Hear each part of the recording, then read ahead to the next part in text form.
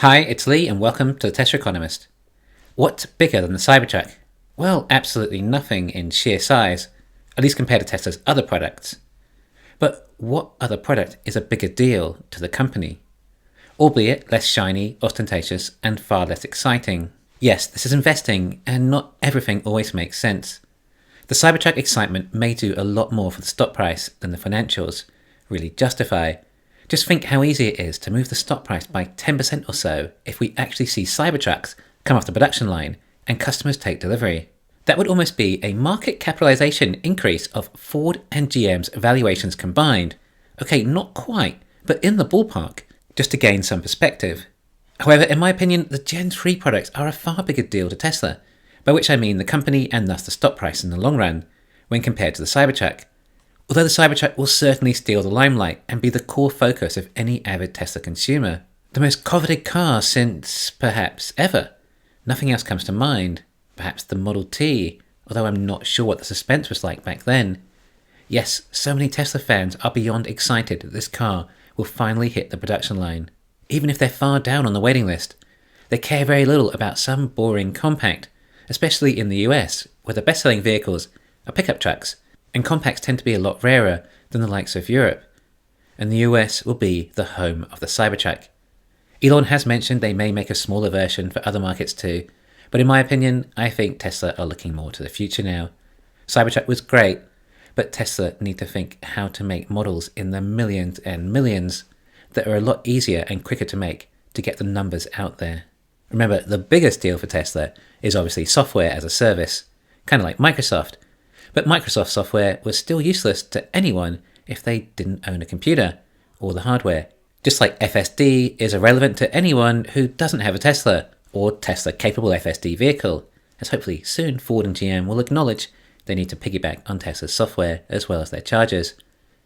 I think Elon's statement of half the production cost of a Model 3 has resonated with me more than most investors. Again, many who seem to have their eyes focused on the Cybertruck. Have I perhaps gone off on tangent and focusing on a small element of Tesla's potential that I am deeming too much weight over the future potential of this company? Or do I just stick to the basics and love the numbers that the Gen 3 product produces? Just think again, half the cost. Not only that, the amount of engineering, research and design that has gone into such a car. Look at what we saw from the Cybertruck nearly 4 years ago now, if you can believe that. I can still remember how suspenseful the reveal was. About to see this totally revolutionary vehicle with a cyberpunk theme. It will be the same again for the Gen 3 vehicle. Another new Tesla model. Something we haven't seen since, well, the Cybertruck either. Aside from a rough sketch pad of what the $25,000 compact might actually look like. And aside from that, I think that's all Tesla has shown us as far as the future products. Well, except the bot. Anyway, now the question is, am I being naive to think that Elon is... Now the question is, am I being naive in thinking that Elon is right this time? Can they really produce an EV for half the cost of a Model 3? Well, possibly they can. But I guess the actual real question is, when? How long will it take for Tesla's new production techniques to demonstrate half the cost of a Model 3? Okay, sure, bear in mind, it's not a Model 3 being produced at half its current cost. It's a smaller vehicle, designed around low-cost, high-frequency manufacturing that is half the cost, along with a smaller battery. And it could take years to ramp up the factory to a level the cost actually gets that low. Elon didn't say that it would be right from the get-go, that there will need to be refinements which will take time, and over that time, we will slowly watch Tesla's margins increase as the costs come down. Now, people's opinions on how much a Model 3 costs to build varies, and it depends on whether we're talking about a Fremont or Shanghai Model 3, but it's somewhere between $35,000 and $40,000, I think almost everyone would agree, implying a $17,000 to $20,000 lower cost of producing Tesla's already low-cost vehicle. Now, it obviously won't sell for the same price as Model 3, but it will also be Tesla's latest designed vehicle, and likely the one that has the most thought and research going into it. I mean, I would have thought or expected more so than any other vehicle in history, possibly even more than the Model T, given that Elon plans on selling many more of these. So if this car sells for $10,000 less than the Model 3, at around $30,000, which, by the way, would make it something like $15,000 in some states in the US, especially after the tax credit changes into a rebate, which is beyond insane. Then there'd be $5,000 to $10,000 more gross profit per Gen 3 sale compared to a Model 3. Remember, we save $15,000 to $20,000 in cost, and they may sell for $10,000 less than a Model 3. Therefore, $5,000 to $10,000 additional gross profit per vehicle, taking gross profit for Gen 3 to perhaps $10,000 to $15,000. However, the Model 3 is retailing at $40,000. If the Gen 3 is $10,000 less, then that would be $30,000, which becomes just $22,500 after the rebate. That makes the price less than that $25,000 benchmark. So perhaps it doesn't need to be as much as $10,000 less than the Model 3. Perhaps $25,000 is the target price. Of course, that is just the car, standard. There'll likely be high-margin optional extras, along with FSD. So this really could be a car that reaches $10,000 to $15,000 gross profit per vehicle, even in the current market, where rates are high. When you get down into these lower price points, you start to hit an exponentially higher pocket of demand. And then we're potentially selling millions of these vehicles. Elon says 5 million a year for the next two models, which most people have inferred as the compact and van combined.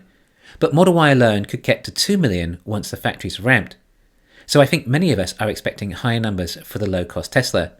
And if not, then what are the next models going to be that take us to 20 million a year? The compact could come in many variants, like 2-door, 4-door, hatchback, crossover, or coupe, perhaps built in a way to efficiently make these trims on the same production line. We need some big factories for these first. Then the production ramp will be what to focus on. How fast can Tesla produce Gen 3 vehicles?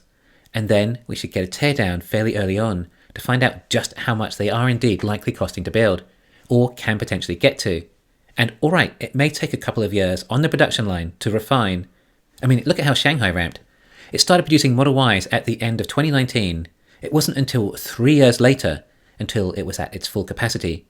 Of course, it did become very profitable much earlier on, but the ramp could take time. It really is a slow thing to watch. However, in the meantime, Tesla give us new ideas and potential to focus on to help pass the time. Maybe a new factory for robots, and more demonstrations on how they can indeed replace full-time labour. Then we get gradual updates of hitting volume production or break even, and trying to replicate the Mexico factory in new locations, giving Tesla production the compounding effect and more economies of scale, especially when it comes to operating margin in the financials. It'll be good for investors to have some progress to watch again. Right now, we haven't really had much progress since the Shanghai upgrade reaching higher volume production. The progress from Texas and Berlin is not really moving fast enough to get that excited. So a big new factory, seeing how many get produced each month with a new product, will certainly add some renewed excitement back into the stock price again. Along with, of course, watching the Cybertruck ramp too. Tesla investors are patient and forward-looking, but it does help when we get to see regular progress month by month or each quarter. Like production and delivery numbers are increasing very little this year, it'll be good to have something that will give them a big boost again. For me, I get most excited about what makes the numbers get big and try to identify that kind of potential. Just like in 2017, when I saw the potential numbers of the Model 3 and thought, this looked like an amazing investment. It was the numbers in the financials, not the product itself. So yeah, Tesla may be able to get the cost down by half the Model 3 and provide plenty of axioms as to why, but it may not be realised until as far as 2026 or 2027. In the meantime, if it all looks like it's going to be achieved and showing progress, then the stock should also continue to compound nicely on top of everything else, including more Cybertruck production. Hi there, I'm using Verbalate AI video translation and lip sync software. It's pretty amazing. Watch this. I can translate my videos into other languages. For example, I am now speaking Hindi. नमस्ते, मैं पहली बार हिंदी में बोल रहा हूँ, लेकिन वर्बलेट इसे इतना आसान बना देता है. Or how about Spanish? Hola, vaya, increíble. También puedo hablar español. Sign up at verbalate.ai today to gain early access to trial the product for creators and strategic partners, and gain the ability to translate and lip sync videos in all major languages. You can view the info in the description below.